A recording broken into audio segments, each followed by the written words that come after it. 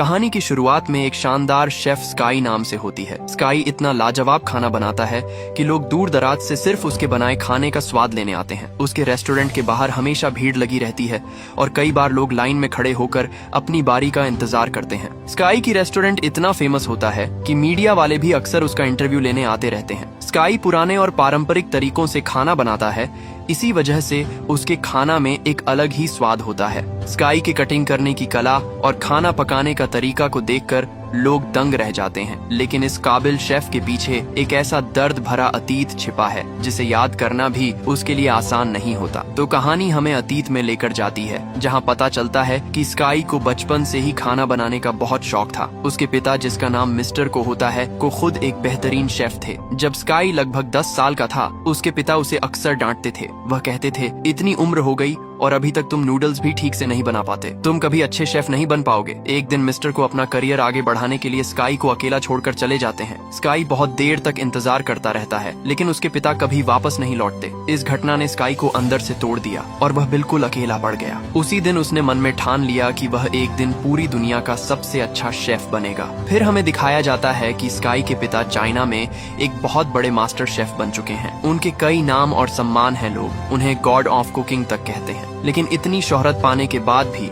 Mister को ने कभी किसी को यह नहीं बताया कि उनका एक बेटा भी है। इसी वजह से स्काई अपने पिता से बहुत नफरत करता है। आखिर कौन सा पिता अपने छोटे बच्चे को इस तरह छोड़ देता है। फिर हम देखते हैं कि जब मीडिया वाले स्काई के रेस्टोरेंट में उसके पकवानों की रिपोर्टिंग देने के लिए खाने को टेस्ट करना चाहते हैं, लेकिन स्काई उनसे साफ कहता है कि मेरे लिए हर कस्टमर बराबर है। अगर आपको भी खाना टेस्ट करना है तो आपको भी लाइन में खड़ा होना पड़ेगा। तभी एक आदमी लाइन तोड़कर सीधे रेस्टोरेंट के अंदर घुस जाता है। स्काई उसे भी लाइन में लगने के लिए कहता है। यह सुनकर वह आदमी भड़क जाता है और कहता है कि जल्द ही नवीनीकरण के नाम पर तुम्हारा रेस्टोरेंट कुछ महीनों के लिए बंद करवा दूंगा, फिर देखना कैसे तुम्हें यहाँ से निकालता हूँ। इतनी धमकी सुनने के बाद स्काई शांत नहीं रहता और उस आदमी को सीधे रेस्टोरेंट से बाहर निकाल देता है। वहीं दूसरी ओर पॉल नाम के एक मशहूर और हैंडसम शेफ को दिखाया जाता है।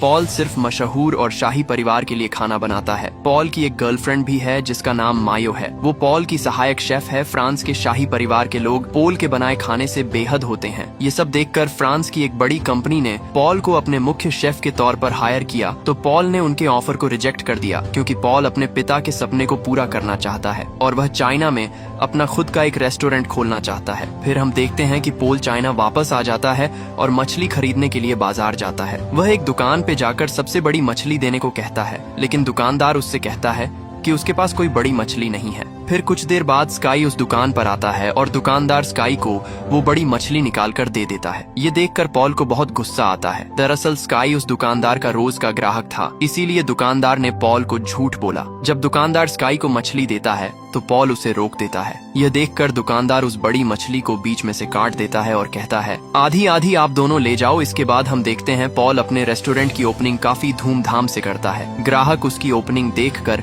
उसके रेस्टोरेंट में जाना शुरू कर देते हैं। उसके रेस्टोरेंट का इंटीरियर काफी अच्छा होता है और महंगे फर्नीचर से सजा होता है। लेकिन समस्या यह है कि स्काई का रेस्टोरेंट पॉल के रेस्टोरेंट के ठीक सामने होता है। सारे ग्राहकों को पॉल के रेस्टोरेंट में जाता देख स्काई का दोस्त बाहर आकर ये अनाउंसमेंट करते हैं कि आज के लिए उनके रेस्टोरेंट में सभी खाने पर 50% की छूट दी जा रही है। ये ऑफर सुनकर सारे ग्राहक स्काई के रेस्टोरेंट की ओर उमड़ पड़ते हैं। पॉल को यह बिल्कुल पसंद नहीं आता और फिर स्काई के दोस्तों और पॉल के लोगों के बीच लड़ाई शुरू हो जाती है। फिर जब स्काई और पॉल एक दूसरे के सामने आते हैं तो आसपास के लोग कहते हैं कि दोनों के बीच में खाना पकाने का कंपटीशन होना चाहिए। पहले तो वो दोनों कंपटीशन के लिए तैयार नहीं होते, लेकिन फिर सभी के बार बार कहने पर दोनों मान जाते हैं और फिर गली के बीच में उनका मछली काटने का कंपटीशन शुरू हो जाता है। सबसे पहले पॉल अपनी कला दिखाना शुरू करता है और बड़ी प्यार से मछली के कांटों को एक एक करके बाहर निकाल देता है। कांटे निकालकर मछली को स्काई की तरफ फेंक देता है और स्काई भी बड़ी ही खूबसूरती से मछली को पकड़ता है और उसे सही आकार में काटना शुरू कर देता है। ये बहुत जल्दी और अनोखे अंदाज में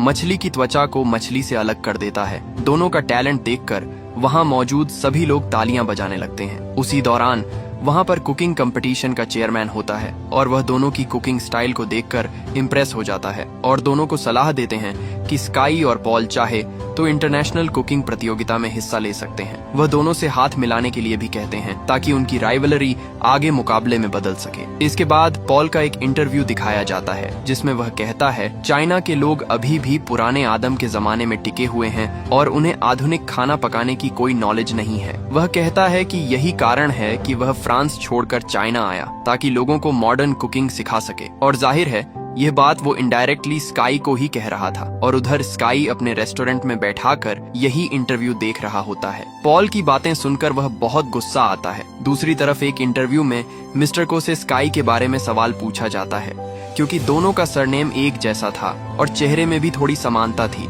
ये सुनकर मिस्टर को नाराज हो जाते हैं और कहते हैं मेरा कोई बेटा नहीं है। ये सुनकर साफ हो जाता है कि वह अभी भी स्काई को स्वीकार करने को तैयार नहीं है। कुछ समय बाद पॉल की गर्लफ्रेंड मायो स्काई को अपने रेस्टोरेंट में डिनर के लिए बुलाती है। स्काई उसका निमंत्रण मान लेता है और अपनी गर्लफ्रेंड के साथ खाने पर जाता है। मायो स्काई को 2 डिश परोसती है, एक अंडे से बनी हुई और दूसरी एक ऐसी डिश जो पेड़ या मशरूम जैसी दिखती थी। अंडे वाली डिश बेहद स्वादिष्ट होती है जबकि दूसरी डिश काफी फैंसी थी। उसमें पानी डालते ही खाना ऊपर की ओर उभर कर आता था। मायो बताती है कि यह एक खास फ्रूट डिश है जिसके लिए पॉल को एक बड़ा अवार्ड भी मिला था। ये सुनकर स्काई गुस्से में किचन की तरफ जाता है और उसको गुस्से से कहता है पॉल अपना खाना अच्छा दिखाकर क्या साबित करना चाहते हो कि तुम बहुत अच्छे कुक हो। तो पॉल चुप रहता है और उससे मीट पकाने का कहता है कि चलो देखते हैं कौन ज्यादा अच्छा मीट पका सकता है। स्काई चैलेंज एक्सेप्ट करता है और किचन में अपने पारंपरिक तरीके से एक मीट बनाता है, लेकिन पॉल उसी डिश को आधुनिक तकनीक से बहुत कम समय में तैयार कर देता है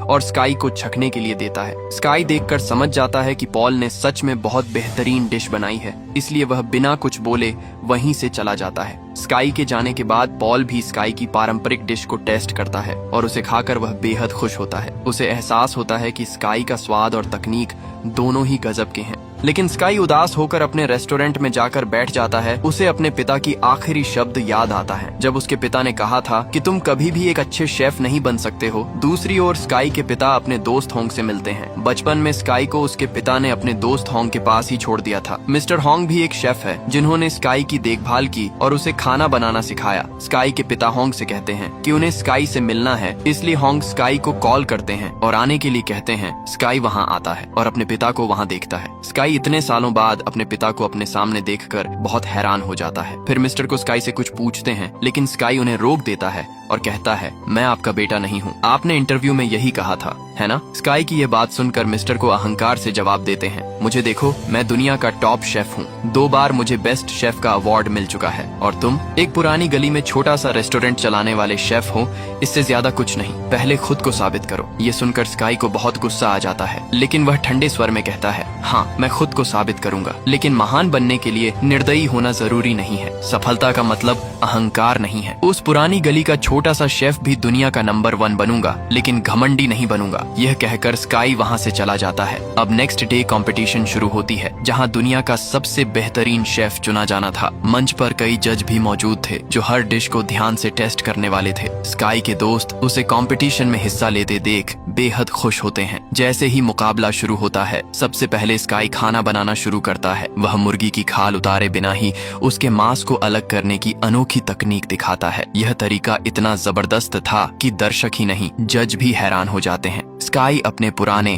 पारंपरिक स्टाइल में खाना तैयार करने लगता है। दूसरी तरफ पॉल आधुनिक तकनीकों का इस्तेमाल करता है और थोड़े समय में ही एक शानदार स्वीट डिश बना लेता है। पॉल काम जल्दी खत्म कर लेता है और अपने डिश को जजों के सामने पेश कर देता है। उधर स्काई को अपने पुराने तरीके से खाना बनाने में पूरा समय लग जाता है। अंत में वह भी अपनी डिश तैयार कर लेता है। जज दोनों के बनाए खाने का स्वाद चखते हैं और पता चलता है कि दोनों डिश समान रूप से स्वादिष्ट होती है। फिर जब रिजल्ट आता है तो दोनों को बराबर नंबर मिलते हैं, लेकिन किसी को तो विनर घोषित करना होगा। फिर एक जज मंच पर आता है और कहता है, खाना बनाना एक कला है और यह काम एक निश्चित समय के अंदर करना होता है, लेकिन पॉल ने समय से पहले ही अपने डिश तैयार कर ली थी, इसलिए आज के इस कंपटीशन का विजेता पॉल को घोषित किया जाता है। पॉल यहाँ पर बहुत ही ज्यादा खुश हो जाता है। अब क्योंकि स्काई इस कंपटीशन को हार चुका था, इस प्रोग्राम को मिस्टर को भी अपने घर में बैठकर देख रहे होते हैं। स्काई बहुत ज्यादा उदास होकर वहाँ से जाने लगता है, लेकिन अपने घर नहीं जाता बल्कि वीडियो गेम खेलने के लिए निकल जाता है। जाता है। वो कई दिनों तक अपना टाइम यूं ही स्पेंड करता रहता है और एक दिन उसके पास मिस्टर हॉन्ग आते हैं और स्काई के साथ वीडियो गेम खेलने लगते हैं। फिर स्काई उस गेम को जीत जाता है। फिर मिस्टर हॉन्ग स्काई से कहते हैं, ये हार या जीत तो आम बात होती है। हारने का मतलब ये नहीं कि आप कभी दोबारा जीत नहीं सकते, आपको आगे जीतने के लिए तैयारी करनी चाहिए। फिर यहाँ हमें पता चलता है कि मिस्टर हॉन्ग ही स्काई रेस्टोरेंट के मालिक हैं और उसने उस रेस्टोरेंट के सभी को सड़क से उठाकर अपने पैरों पर खड़ा किया है। वो उन सभी से इतना प्यार करते हैं कि उनके चक्कर में उन्होंने अभी तक शादी तक नहीं की। फिर हम पॉल और उसके साथियों को उसकी जीत के लिए पार्टी करते हुए देखते हैं, लेकिन कुछ ही देर में पॉल का पार्टनर उसे कुछ ऐसा बताता है जिससे पॉल पूरी तरह से निराश हो जाता है। वो पॉल को बताता है कि कुकिंग कंपटीशन के अगले राउंड में एक टीम में 2 लोग होंगे, इसीलिए अगले राउंड में मेन शेफ मायो होगी और तुम उसके सहायक बनोगे क्योंकि वो बहुत सुंदर है, जो हमारे रेस्टोरेंट को और ज्यादा फेमस बना देगा। ये सब सुनकर पॉल कहता है कि मायो सिर्फ मेरी सहायक है, उसके पास कंपटीशन में भाग लेने का कौशल नहीं है। तभी वहाँ पर मायो आती है और उसके सामने 2 सूप रख देती और कहती है, पोल, इन दोनों सूप को टेस्ट करके क्या तुम मुझे यह बता सकते हो कि इनमें से किसमें नमक ज्यादा है? तो यहाँ पर पोल बिल्कुल खामोश हो जाता है क्योंकि उसमें टेस्ट करने की एबिलिटी ही नहीं थी। उसके टेस्ट का फर्क कर ही नहीं सकते थे और ये नेचुरल था। तब इस बात की वजह से पोल को बहुत ही ज्यादा दुख हो जाता है। फिर वह पॉल की रेसिपी बुक भी ले लेती है और कहती है,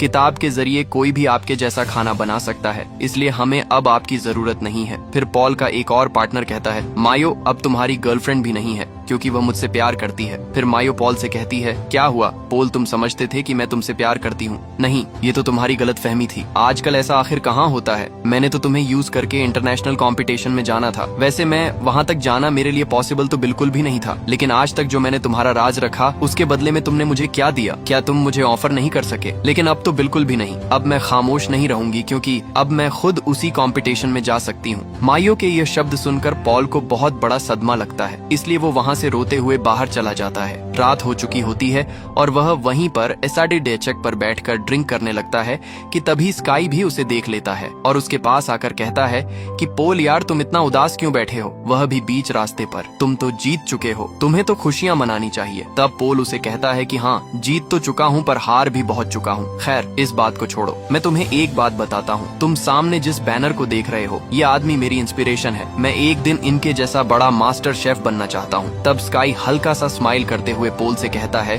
कि यह मेरे पिता हैं। तुम यही सोचते हो ना कि ये अच्छे इंसान हैं और इनके ही जैसा बन जाओ, लेकिन मैं तुम्हें बताता हूँ, मेरे पिता दिल के बहुत बुरे हैं। यहाँ पर स्काई उसे अपने पास्ट की स्टोरी बताने लगता है कि उन्होंने मेरे साथ क्या किया। पहले तो पोल कहता है कि तुम क्यों मजाक कर रहे हो, बस करो, लेकिन स्काई उसे बताता है कि नहीं, वो मुझे बचपन में सच में छोड़ गए थे, सिर्फ इसलिए क्योंकि मैं उनकी प्रोफेशन को अपना नहीं पा रहा था। मैंने सारा बचपन उनके बगैर ही गुजारा है। ये सुनने के बाद पोल को यकीन हो जाता है। उससे कहता है कि ठीक है, छोड़ो इस बात को, अब हम क्या कर सकते हैं? तब स्काई उसे कहता है कि बॉटल्स फेंक सकते हैं। तब वह दोनों खाली बॉटल्स को स्काई के फादर के बैनर पर मारने लगते हैं और वो दोनों बोतल फेंककर अपना दुख कम करते हैं। यहाँ पर इन दोनों में दोस्ती हो जाती है और यह सीन क्यूटनेस से भर जाती है। फिर हम देखते हैं कि पॉल का पार्टनर स्काई के रेस्टोरेंट में आता है, कहानी की शुरुआत में दिखाए गए उस आदमी के साथ मिलकर जिसे स्काई ने रेस्टोरेंट से बाहर निकाला था। स्काई का रेस्टोरेंट खरीद लिया है। वह मिस्टर हॉन्ग से जल्दी रेस्टोरेंट खाली करने को कहते हैं क्योंकि बहुत जल्द यहाँ एक नई बिल्डिंग बनने वाली है। ये सुनकर सभी लोग बहुत गुस्सा हो जाते हैं। तभी स्काई और पॉल वहाँ पहुँचते हैं। पॉल अपने पार्टनर को देखकर कहता है, मैं कंपटीशन के अगले राउंड में मायो को अपने साथ नहीं ले जाऊंगा, बल्कि मेरा पार्टनर स्काई होगा। यह सुनकर उसका पार्टनर कहता है, अगर तुम वैसा नहीं करोगे जैसा हम कहेंगे